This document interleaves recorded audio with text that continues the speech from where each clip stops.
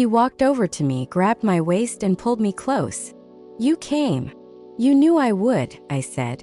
He didn't let me finish. His lips were on mine in a hungry kiss. His hand slid down my back under my hoodie, then lower. I pulled his shirt off. He laid me down on the old couch in the corner, pressing me down with his knee, and it all began. We didn't talk, just heavy breathing and whispers. His voice was hoarse, his movements desperate. It was nothing like in the room. This was rougher, faster, more primal. Afterward, he held me close, pressed against his chest, and was silent for a long time. "I shouldn't be doing this," he finally breathed out. "But I can't stop." I looked up at him. Me neither. In that moment, I knew there were no more boundaries between us. Just a secret, a fire, and maybe, just maybe, the beginning of everything. The next morning, he left for work earlier than usual without even checking on me. I woke up, lay there, and inhaled his scent on my skin, my mind drifting back to the garage, to his hands, his eyes, the way he held me as if he was afraid to let go. I was restless all day. He didn't text, didn't call, and didn't show up. Mom was home again, and her voice, her questions, her touch on my head felt like they were burning me. I felt like a traitor, but only until I heard the front door open that evening. It was him. I rushed out of my room as if by accident, and we ran into each other in the hallway. His eyes met mine for a brief, intense moment before he looked away. He walked past me without saying a word. But when I went back to my room, there was a message on my phone. Midnight. Barn. Silently. My heart started pounding. When night fell and Mom was asleep, I tiptoed out the back door. It was dark and quiet behind the barn. He was already waiting in the shadows, his hands in his pockets. "You're acting like a child," he said without looking at me. "Do you think this is easy?" I asked. I stayed silent, then walked closer, took his hand and pressed myself against him. He flinched. "You're driving me crazy," he whispered hoarsely, then suddenly pulled me into a tight hug. We were swept away again. The walls of the barn seemed to shake with his heavy breathing. He kissed me with a mixture of fury and longing. We fell into the hay. He tore my clothes off, and his hands slid over my body, his voice trembling. "I think about you even when I'm in bed with her," he whispered. I froze. He held me tighter. "I'm going crazy over you, do you hear me? I'm destroying everything because of you." I clung to him. I wasn't just a stepdaughter anymore. I was his addiction and he was mine. After that night in the barn, everything changed. He no longer tried to avoid me, turn away, or hide his gaze. On the contrary, he would catch my every move, as if he wanted to memorize every detail. Mom didn't notice anything, or she pretended not to, but a tense, heavy silence hung over the house, like the calm before a storm. At breakfast the next morning, he sat closer to me than usual. His knee touched mine. I could feel his heart beating faster, and I could barely control my own. He talked to Mom, discussing something about work, but his hand discreetly slid under the table and rested on my thigh. I froze. He squeezed it tighter, moved it slowly upward, and then quickly pulled it away when Mom got up to get some tea. I looked at him. He was smiling at her, as if nothing had happened. That evening, he knocked on my door while Mom was in the shower. "Quickly," he whispered. I went out. We went into his study. He closed the blinds and turned off the lights, leaving only a desk lamp on.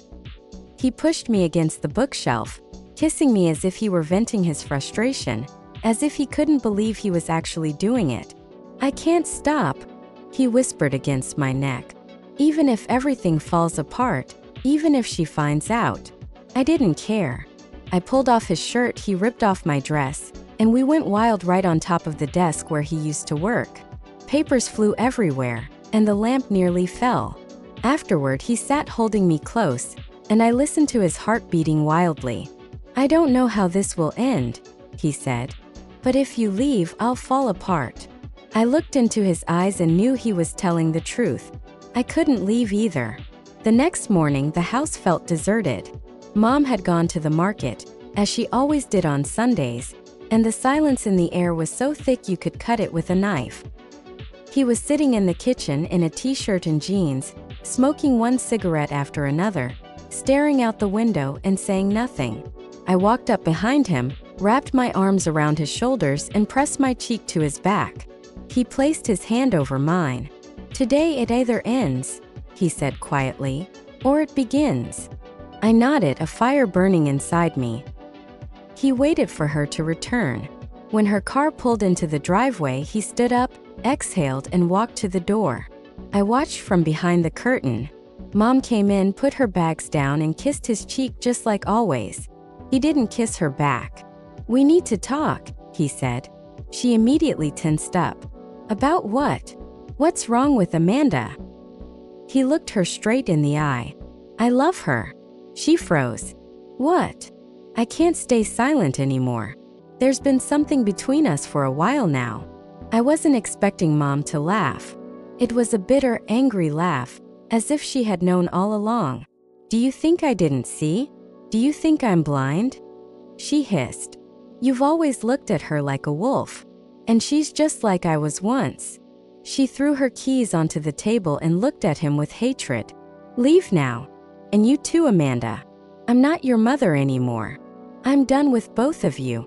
He and I packed our things in silence. That evening, he rented us a small apartment. We sat on the floor among the boxes, eating pizza off our laps. He looked at me, took my hand, and said, "Now you're mine.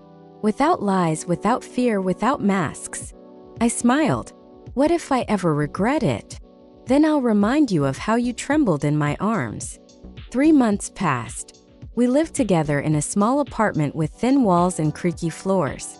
It wasn't fancy or cozy, but it was filled with an insane sense of freedom.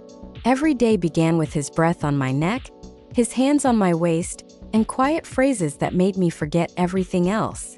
He got a new job and I started working online so I could be with him.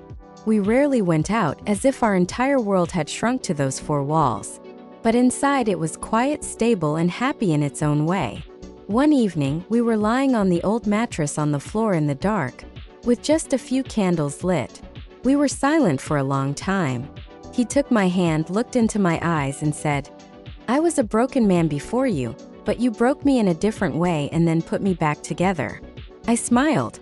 "And you were my forbidden thing, what I was even afraid to look at. Now you're my everything."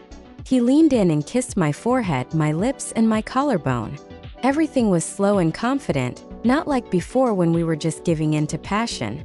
It was as if we were doing this for the first time as 2 people who were now bound by nothing except that one feeling that had survived lies, risk, and sin.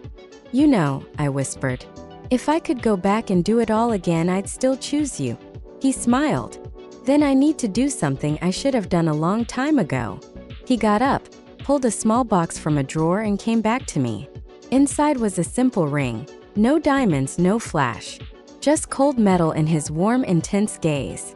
"No stepfathers, no moms, no past," he said. "Just us. Amanda, will you marry me?" I didn't answer. I just jumped into his arms, wrapped my arms around his neck, and whispered into his ear, "Forever." My stepfather walked into my room when I was alone, and that's how it all started. Don't scroll past this. This isn't just a story.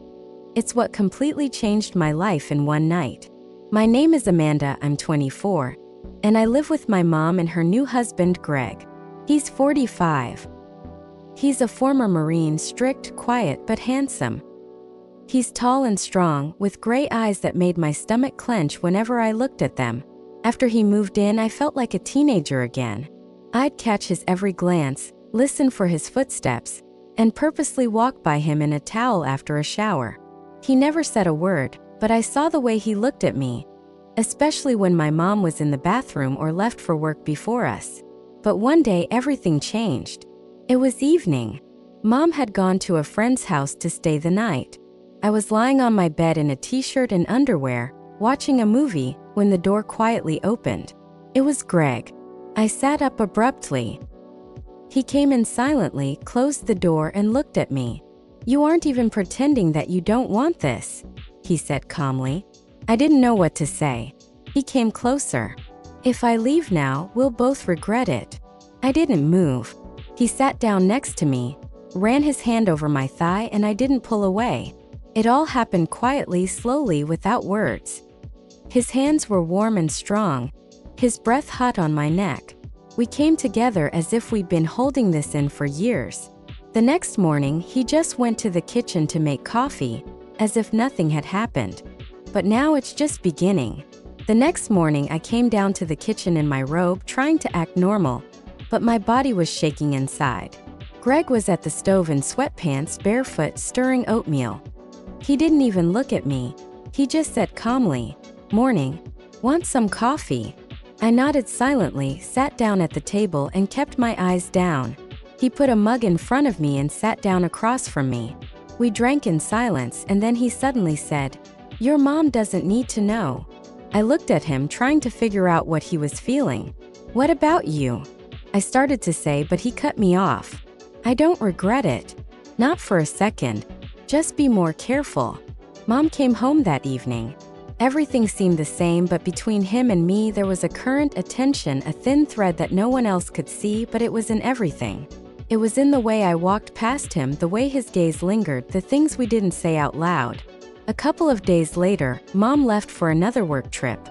That same night, when the house was dark and quiet, I heard my door open. He came in with confidence, without a word, laid me on my back, and kissed me as if we belonged to each other. Everything was even more intense, rougher, deeper. We couldn't get enough of each other.